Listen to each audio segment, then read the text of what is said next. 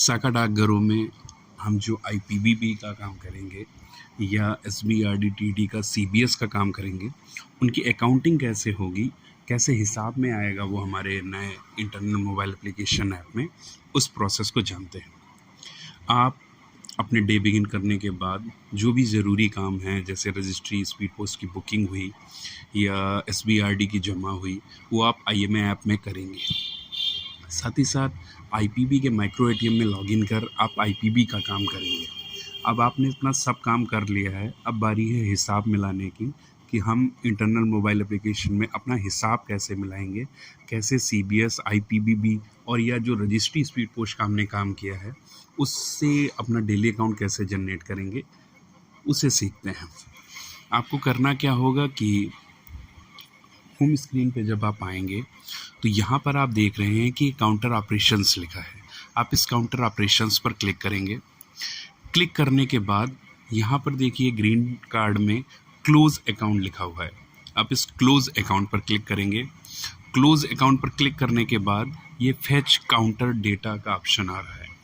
अब यहाँ पर जब आप फेच काउंटर डेटा पर क्लिक करेंगे तो आप ध्यान रखिएगा, आपने जो भी registry, speed post, money order book किए होंगे वो फेच हो जाएंगे।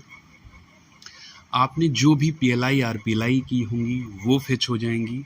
और सबसे बड़ी बात, जो भी आपका आईपीबी की जमा निकासी होगा वो यहीं पर फेच हो जाएगा। क्या नहीं फेच होगा, वो होगा सीबीएस का डेटा, अर्थात जो आपने एसबीआरडी टीडी जमा निकासी की है वो अभी यहाँ पर शो नहीं होगा। तो सीबीएस के डेटा को छोड़कर एसबीआरडी टीडी वाला छोड़ के आपने जो भी बीओ में काम किया होगा आईपीबी सहित, वो आपका यहाँ पर दिख जाएगा। कुछ इस तरीके से दिखेगा। देखिएगा, आपका पीएलआई, आरपीएलआई और आईपीबी का डेटा दिख रहा है। आपको अपने मैनुअल से क्रॉस वेरीफाई कर लेना है कि क्या मैंने इतना ही काम किया है और उसके बाद कन्फर्म पर क्लिक कर देना है। अब आपका रह गया है सीबीएस का डेटा। सीबीएस का डेटा सबसे लास्ट में आप होम स्क्रीन पर जब आएंगे अपने पूरा डे एंड करेंगे। और डे एंड हम कब करेंगे, जब हम सब कुछ कर चुके होंगे, बैग डिस्पैच और जितने भी डिलीवरी रिलेटेड वर्क हैं वो भी कर चुके होंगे, मतलब अब हमें कुछ करना ही नहीं है बीओ का काम। तब हम डे एंड करेंगे। डे एंड में वो पूछेगा कि आप कंफर्म है डे एंड करना चाहते हैं, तो हम कंफर्म पर क्लिक करेंगे और उसके बाद ये सीबीएस ट्रांजैक्शन रिपोर्ट आती है, अर्थात जो सीबीएस का डेटा हमें देखने को मिलेगा वो बीओ के इंटरनल मोबाइल एप्लीकेशन में डे एंड करने के बाद ही दिखेगा। और आपको अपने मैनुअल से क्रॉस वेरीफाई कर लेना है, सही पाने पर आप कंफर्म पर टिक कर देना है। तो इस तरीके से आईपीबीबी और सीबीएस डेटा की अकाउंटिंग बीओ में होनी है।